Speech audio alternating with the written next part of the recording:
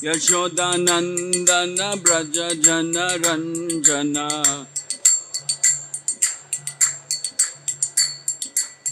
Yashodanandana Braja Jana Ranjana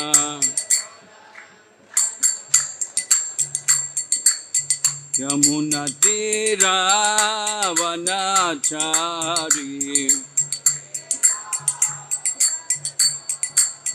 Yamuna Tira Vanachari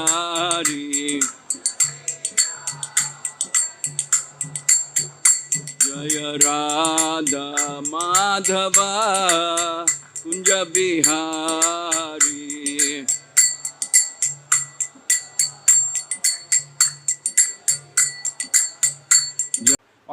All glories to the assembled devotees, all glories to the assembled devotees, all glories to the assembled devotees, all glories to Guru Garanga and Srila Prabhupada. Om Namo Bhagavate Vasudevaya.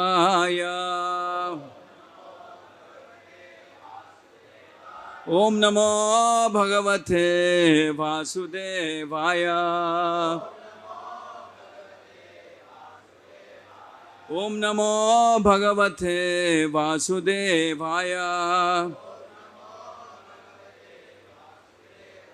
Narayanam Namaskritya Naranchaiva Narottamam Devim Saraswatim Vyasam Tato Jayamudirayet Nashtaprayeshu Abhadreshu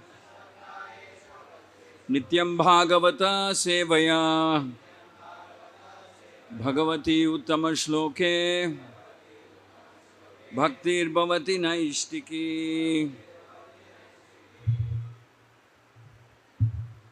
So actually we have 4, 24, 32 or we have the Rath Yatra. So I don't want to give a long class. We can take up one of the two topics.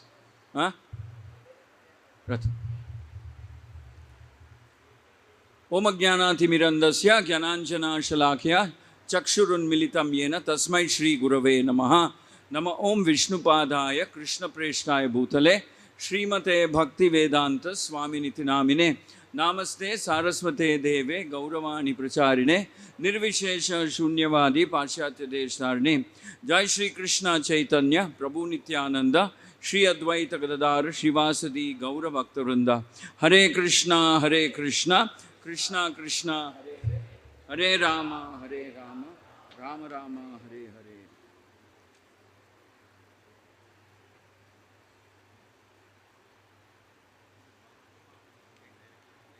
This.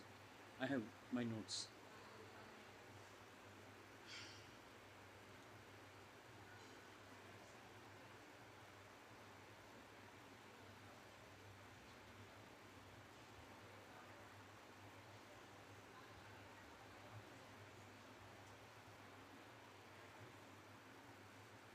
Can someone just chant Nilachala Nivasaya verse loudly? Everybody will repeat. Nilachala Nivasaya Nityaya Paramatmane Balabhadra Subhadrabhyam Jagannathayate Namaha. Hare Krishna. So today is the most auspicious Sri Jaganath Baladev Subhadramai Sudarshan Rath Yatra. So I think it's appropriate that we speak a little about this glorious transcendental festival. There are 12 major festivals in Puri, out of which Sri Jaganath Rath Yatra is considered as the most prominent one, just to glorify, as a way of glorifying Lord Jaganath. We'll remember the names of the 12 prominent festivals that are conducted every year in Puri. So it begins with the Snan Yatra, there is a Rath Yatra, there is also some festival called the Shayan Yatra, Dakshinayana Yatra, Parshva Parivartan Yatra, Uttapana Yatra, Pravara Yatra, Pushyabhisheka Yatra, Uttarayana Yatra, Dol Yatra, Dhamanaka Yatra, and Akshaya Tritiya Yatra. So that makes it 12. So Rath Yatra is among the most prominent of the 12 festivals that are offered in glorification of Lord Jaganath, Baladev, Subhadramaya. Now, there is one yatra, there is one festival which actually happens once in 12 years. That is known as the Navakalevara Utsava. That is, in other words, it's the body changing ceremony of Lord Jagannath. Lord Jagannath's body is changed. The Rath Yatra festival, in one sense, begins from the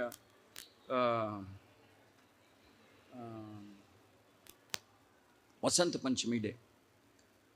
On the Vasant Panchami day, it's a symbolic start of the Rath Yatra festival because it is on that day the wood, the timber that is required to make the Rath is dispatched from different parts of Orissa. And then the actual making of the Rath, it is said that it commences on the Akshaya Tritiya day. So in one sense, if you see, it's the Vasant Panchami day on which the wood is cut and supplied. It's interesting to note that most of the wood, of course, comes from different parts of Orissa, but there is the sandalwood component of the wood historically has been coming from Karnataka.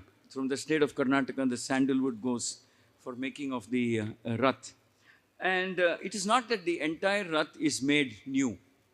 There are certain portions of the Rath which are retained year on year for 12-year span, and then the rest of the Rath is replaced. You can say the body of the Rath is replaced, but certain portions, the portions that are retained are the Sarathi, Goda, Kalasha, Parshva Devatas are not made each year. That means the Sarathi on each Rath, there is a Sarathi, there's a driver of each Rath. Like for example, Jaganath's Rath, the Sarathi is Daruka, is known as Daruka. Like that, there is a Sarathi on each Rath, the Goda, that means there are 4 horses. Kalasha, they are not made every year.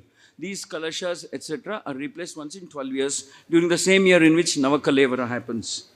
And it's also interesting to note, 1, 2, 3, 4, something like 5 types of timber is used. I always thought it's just neem. No, it's not like that. For different portions of the Rath, different type of timber is used. That means different type of wood is used. Totally about 5 varieties of timber are used. And there's another interesting thing is that for performing different sevas connected with building the Rath and also connected with the services of Lord Jaganath, just to show the opulence of Lord Jaganath and what a very high standard of opulence the worship of Lord Jaganath entails.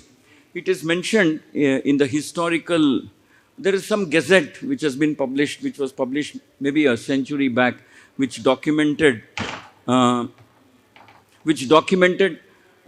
details of different sevas that are performed for Jagannath and who is supposed to perform these sevas. Now, it's interesting to see that if you look at the services offered to Lord Jagannath in a period of a day and over a year, there are something like 217 or more different types of sevaites, different types of sevaks who perform, each one of them performs one specific seva. Something like 217. So you can imagine how meticulously it is planned, how grandly it is done, how respectfully it is done. And one of the reasons why we say that the worship of Lord Jagannath is done in one sense we can say in a very opulent Vaikuntha form, in a very opulent Vaikuntha type, because 217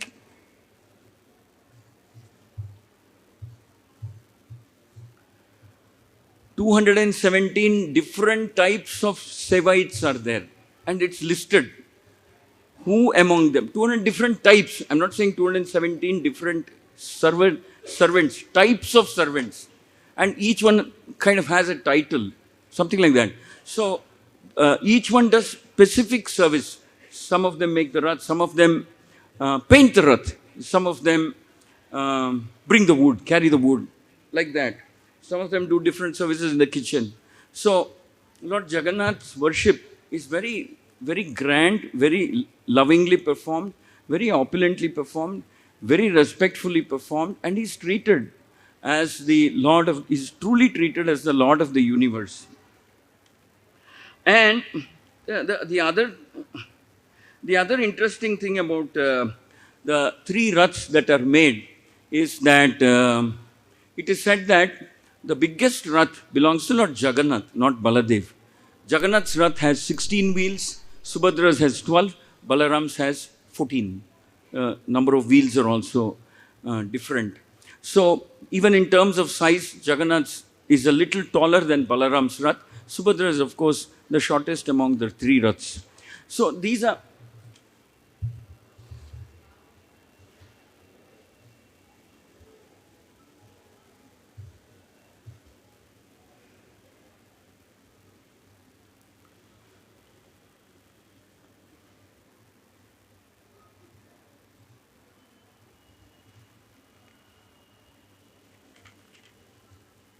So that's about the physical. And it's said that the coir required to pull the Raths comes from Kerala. It's made in Kerala and sent to Lord Jagannath, for Lord Jagannath's service year on year. So this is about the, you could say some interesting facts about the Rath, how it is made, how grandly it is made. And then it's also mentioned that the Raths are made at a particular place and taken to the Simhadwara. And when the Raths are taken to the Simhadwara, it is said that the local, previously I guess it was the king's army which would do that. It's not a public kind of a participative festival. It's just an empty Rath. It's towed. It's kind of, no, it's not towed. It's pulled. Now I believe the superintendent of police of Puri district comes there and personally supervises and engages the police personnel to symbolically and ceremoniously pull the Rath until the Simhadwara. So that is how that's how Lord's Rath is also treated. Even every small fragment of wood is, when the Rath is dismantled, it is kind of distributed among the devotees and they keep it at home and they worship even a fragment of the wood that is used to make Lord Jagannath's Rath. Now, there is something called Ratha Pratishta. I didn't know about this. After the Rath is made, it is cleansed and there is something called Ratha Pratishta. And by the way, you all know each of these Raths have a different name. Nandighosha is the name of Lord Jagannath's Rath. Like that, they have a different name. They have a purificatory ceremony and they have a Rath Pratishta ceremony as well. So, in other words, because the Lord is going to ride on that, even the Rath is considered, I mean, obviously it is a paraphernalia of the Lord, but it is purified and there is something called the Rath Pratishta that is done. And it's also interesting that Krsna, Jagannath's Rath, the charioteer, they summon Daruka. They invite Daruka to come and drive Lord Jagannath's Rath. Now, as you all know, the first Rath to go is that of Balaram, then Subhadra, then the last one to go is that of Jagannath. And they go from the Sri Mandir to Gundicha. Now, Gundicha Mandir gets the name Gundicha because it is very, it is honor, I mean, they're honoring King Indradyumna's wife, whose name was Gundicha. And her name is given to that mandir. It's called Gundicha Mandir because it is said that originally, when for the first time Lord Jagannath was consecrated and installed, Gundicha, who is the name, what's the name of Indradyumna's wife, she built that huge, massive temple as some kind of a summer resort place or something for Lord Jagannath to go. Because those days it was surrounded by some flower gardens as well. So Gundicha derives its name, the Gundicha Mandir derives its name from this great devotee, King Indradyumna's wife, Gundicha. Now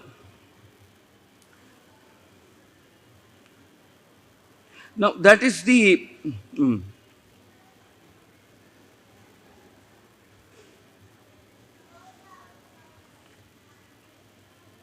Okay. Now, we have some, I mean, like that, there are many more historical data unique to Puri. concerning the building of the Rath, the temple, the rituals of the temple, they are codified now.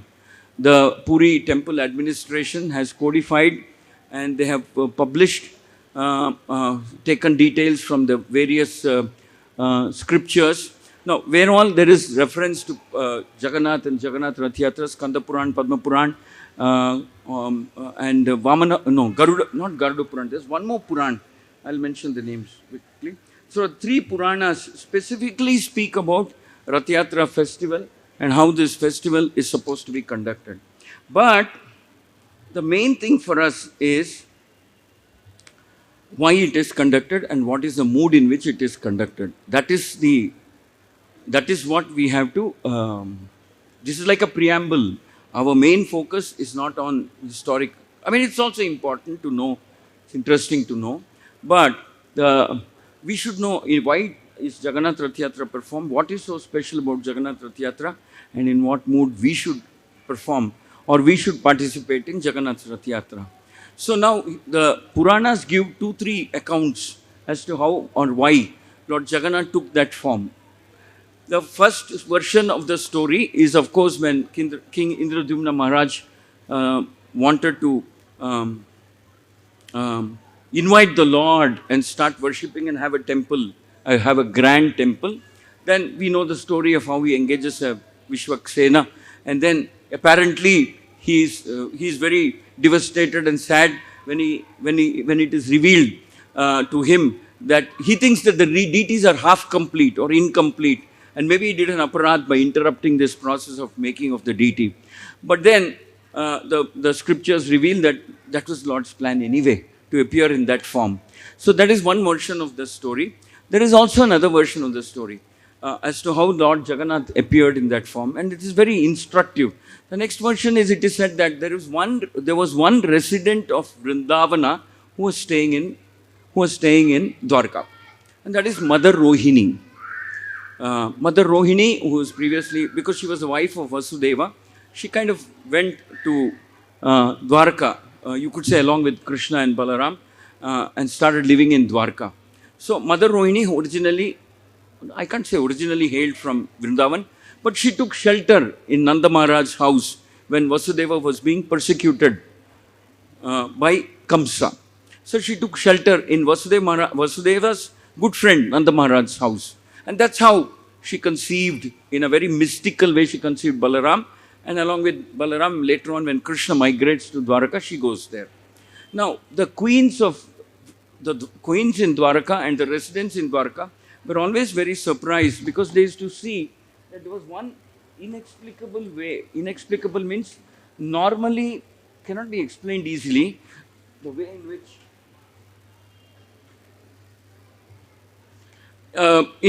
in which Krishna would conduct himself. It said that suddenly in the middle of the night he would wake up thinking of Radharani's name, the names of different gopis, remembering his father, foster father, Nanda Maharaj, Yashoda, chanting the names of his associates from Vrindavan. So it is said that they would always be intrigued, because they were curious to know what is so uniquely special about what happened in Vrindavan. What makes Vrindavan such a special place that Krishna, though he is being taken care of by 16,108 queens in Dwaraka, he would always reminisce about his early days in Vrindavan. And reminisce is a very mild way of putting. Krishna would become ecstatic. He would experience very intense emotions whenever he remembered his early leelas or association with Nanda Maharaj, Yashoda, the land of Vrindavan, the cows of Vrindavan, and the associates of Vrindavan. He would become deeply. So they were always curious. So they were constantly wondering. So one day,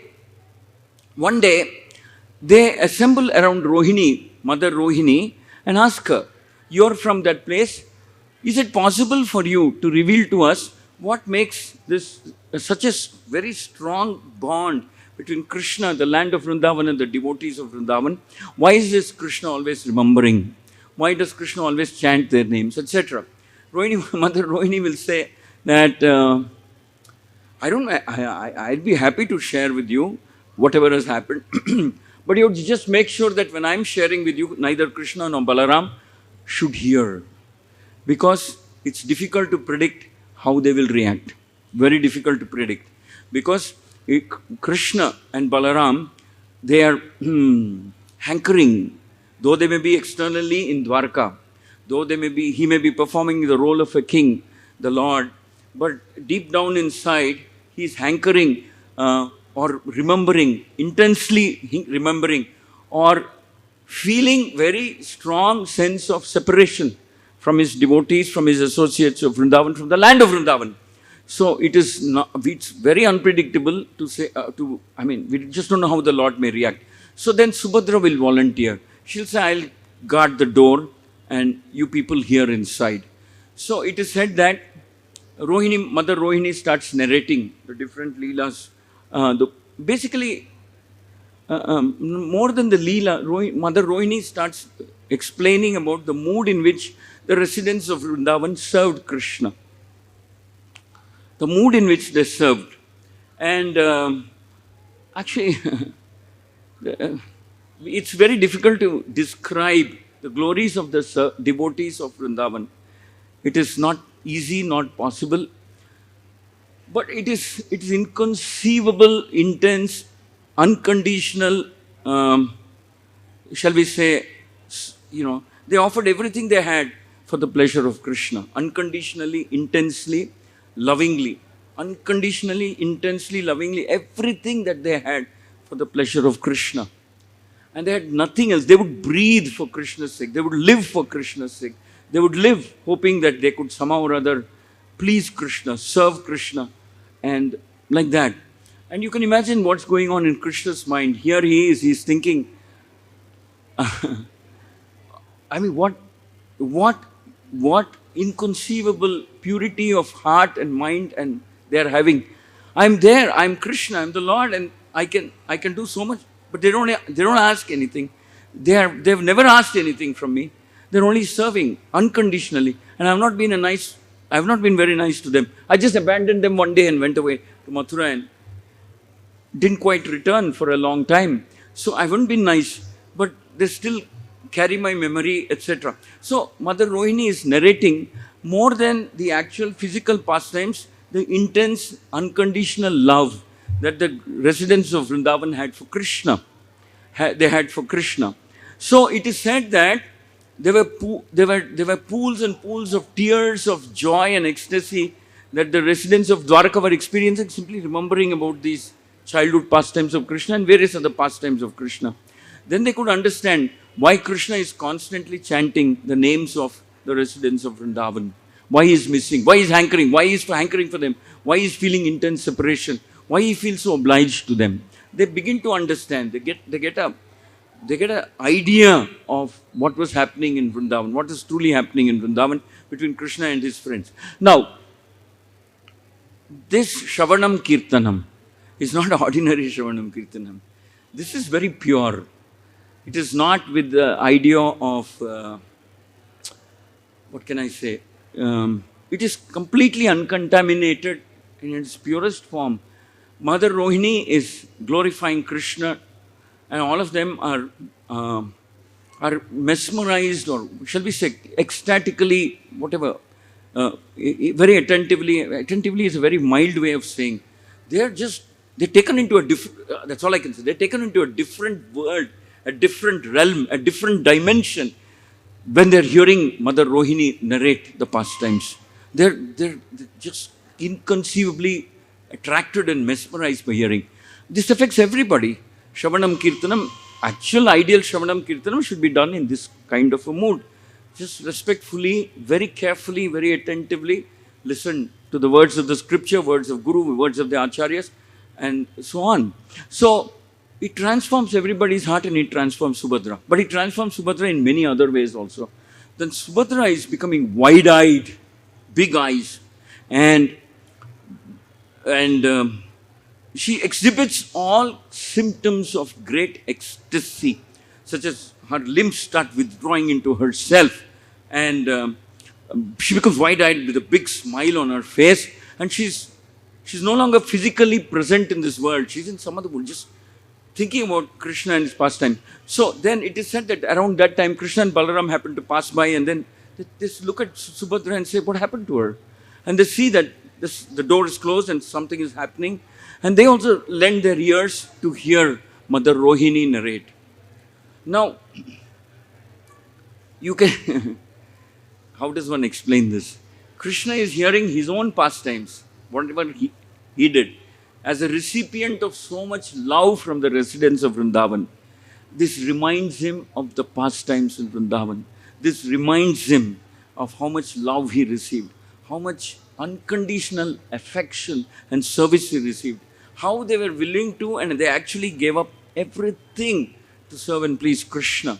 How they, with every breath, they were thinking only about, they lived, they were breathing and living only to see if they can please Krishna more and more. They gave up their families. I mean, we can go on like this. So imagine Krishna, who experienced all this, who was a recipient, he's made to remember that. Now you can imagine how intense that purity of receiving that love, how amazingly pure that conversation is, that it is said that the same transformation which happened to Subhadra happens to Krishna and Balaram also. It happens to Krishna and Balaram also. That is how, in another version of the Vedic scriptures, the reason why the Lord took these divine forms is explained. So, of course, that is the more, I don't know, we can say, that is a theological basis for the Lord taking that form. Theological means philosophical basis. King Indradyumna engaging Vishwakarma to make the deities is one level, one type of activity, but the philosophical, theological basis is why the Lord appears in this form, because he is on a platform of ecstatic remembrance.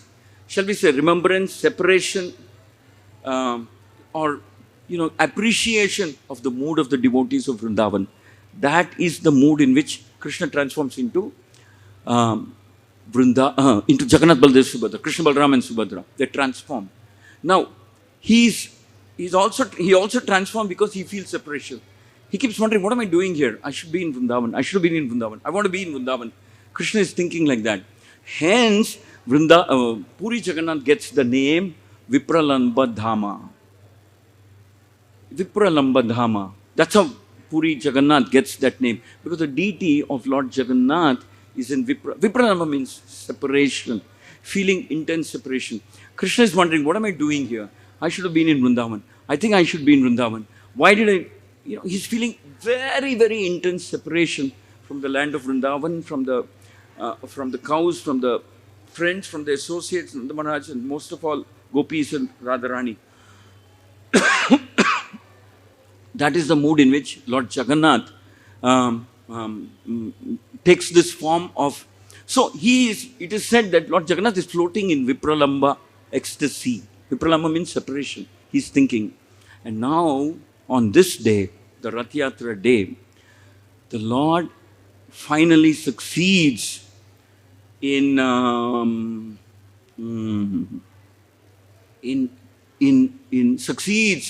somehow convincing Lakshmi Devi, who is serving him in Dwarka, in the Sri Mandir, convinces Lakshmi Devi and says, please allow me to go for a few days. Not even few days, it says one day to Vrindavan.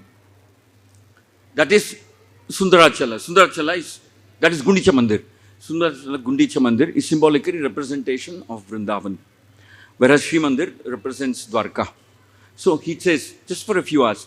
And Jagannath waits for the time after Anavasara period, 15 days of sickness, he's quarantined, he recovers. Then he makes this request to Lakshmi. I've just recovered, I'm feeling so much separation. I want to see my parents and come back. I'll just go meet them and come back. Something like that he will say. Lakshmi Devi feels sympathetic towards him, and in one way, sympathetic, he says, all right, you go. But Lakshmi Devi is at the back of her mind is also thinking, I don't know how correct that to let him go to Vrindavan, because Vrindavan is very special, and like that. She's also thinking.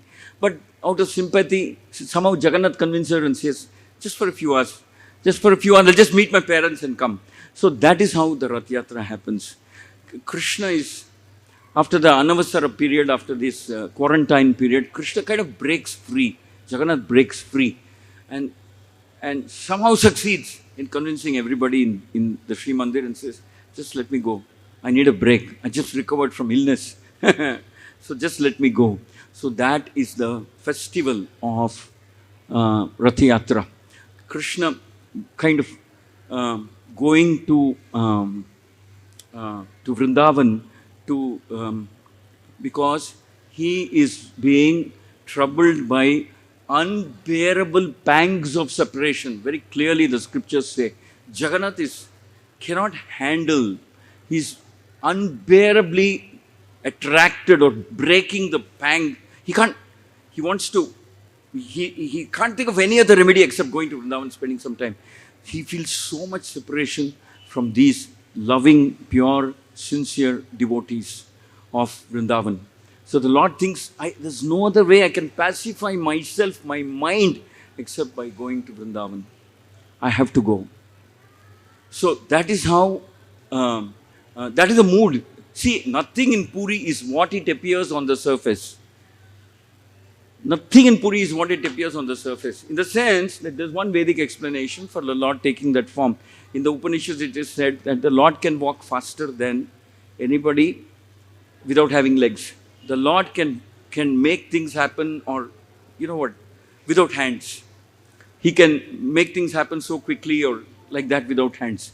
And in order to validate or uphold those statements in the Upanishads, it is said that the Lord appears in the form of Jaganath. He doesn't have legs, he doesn't have hands.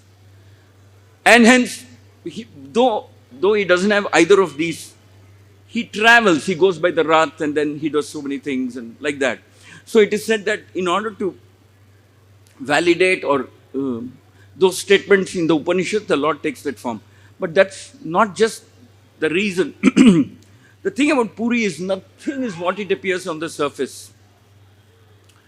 On the surface of it, it appears like Jagannath is taking a small break and going to Gundicha because there's a garden there or something. No, that's what it appears on the surface, but the actual reality is Jagannath is feeling the pangs of separation, such intense pangs that he has to break free. He has to go.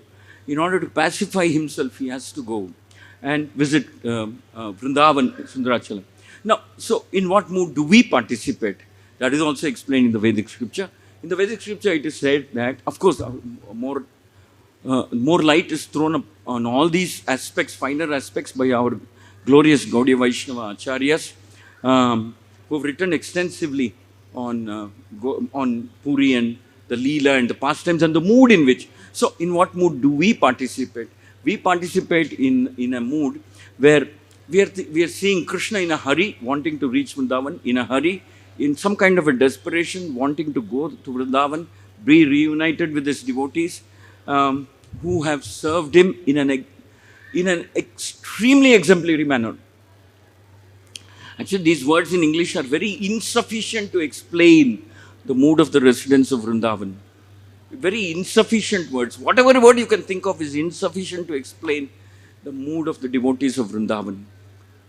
We can only say, because of lack of any other word, they were serving the Lord with transcendental ecstasy. That's all we can say, because there's no other suitable word. So with such great amount of purity that we can only respectfully remember such mood. We are not even, our acharyas have said, we are not even qualified to aspire for that mood. That's why the acharyas say, at best, we can become a servant of the servant of the servant of the servant, and that's enough. That's a glorious position, actually. To become the servant of the servant of the servant of the residents of Vrindavan is a very glorious, great position. One of the highest a person can reach in this material world. In terms of becoming perfect. So that is the mood in which we join the Rath Yatra. We are just thanking ourselves. We are just grateful to our Guru, our Acharyas, whoever has told us about Lord Jaganath and this Rath Yatra festival. that we're getting a chance to even touch the rope of Lord Jagannath and pull the rope of Lord Jagannath, take him, help him in his journey from Dwarka to Vrindavan. Of course, another version says he kind of went from Kurukshetra to Vrindavan also. So either way, the point is the destination is Vrindavan. Whether it is from Dwarka, the Sri Mandir being called Dwarka or whatever, the destination he wants to go is to Vrindavan. So, from this we can understand our Acharyas mentioned that the Lord is not attracted by scholarliness, by birth, by austerities that we may perform, by by by whatever rich, opulent birth, etc. The Lord will look at the bhava, the mood in which you're serving, the the eagerness, the purity, the selflessness with which you are serving. So that is what captivates the Lord. Not just attracts, captivates the Lord. That person who's blessed with this bhava. So today, that Rath Yatra festival, maybe billions of lifetimes have passed by before a living entity gets a chance. Now it is said that even listening to the descriptions of the reason why Rath Yatra is performed, one becomes very, very fortunate. One is actually blessed with the effect of having participated in the Rath Yatra of the Lord. Now, what do you think of that? We are not only participating, the Lord has mercifully granted us, Srila Prabhupada's mercy granted us opportunity to organize an event like this, to be a part of an organizing team. How how much grateful we should be for everything that's happening in our spiritual life to our Guru and Srila Prabhupada and the Guru Parampara. So just as the residents of Vrindavan um, had unlimited, immeasurable kind of intensity to serve and please Krishna, we should also have immeasurable gratitude to Srila Prabhupada, his writings, and the acharyas of our parampara, and for giving us the good fortune to at least know about these things. And then, of course, there's a whole chapter which is dedicated to what mood in which Lord Chaitanya participated. That's a that takes the whole Puri Jagannath Rath Yatra into another dimension, altogether another dimension. In what mood did Lord Chaitanya participate? What are the transcendental exchanges that happen between Lord Jagannath and Lord Chaitanya? That's a whole different topic. But I have been told that I should close by 9:15. I wish we had more time to even hear a glimpse of the manner in which Lord Chaitanya participated in this Rath Yatra, but then we'll reserve that for some other day. Jaganath Baladev Subhadramai ki jai.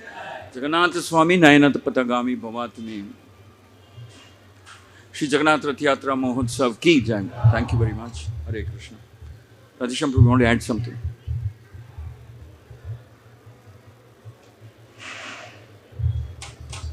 So 9:15, that is now, we have the North Gate inauguration. This is something we are waiting for a few years now. I want to thank Lalwani family, if they are here, Rajkumar Lalwani's family members, for making it happen, giving us a chance to inaugurate it on this very, very special, auspicious day. So we will all assemble there near the North Gate. Yeah, they're there. So our heartfelt thanks to Rajkumar Lalwani family, Avinash and his mother, and so on.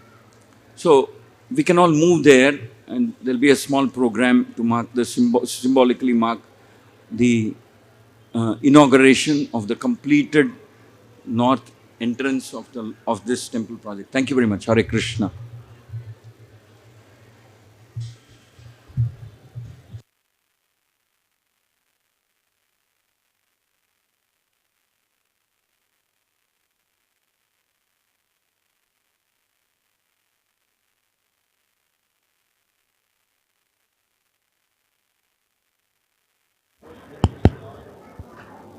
So we'll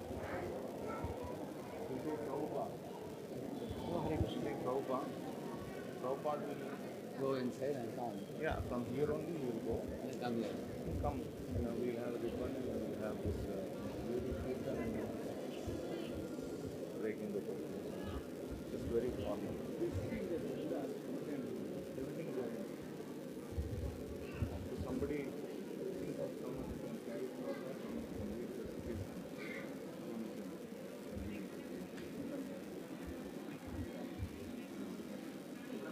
I think Pujari is okay. Pujari is good. Another route, yeah. You go like this, Yeah.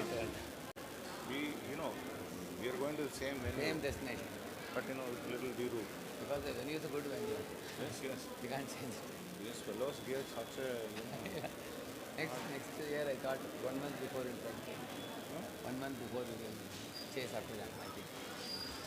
every year it was like that. Every year, last moment they were giving. Very bad. Very bad. That fellow said 1996 that, we will take the old route. He said, no, we are not going to talk to you. We are not going to accept your so-called permission. We are just going in. Then they came down. Yesterday night at 11:30 or 11 o'clock, that fellow recently called. Night 11 o'clock. Getting the route uploaded. Okay. Shall I hold it? We'll just come in 2 minutes.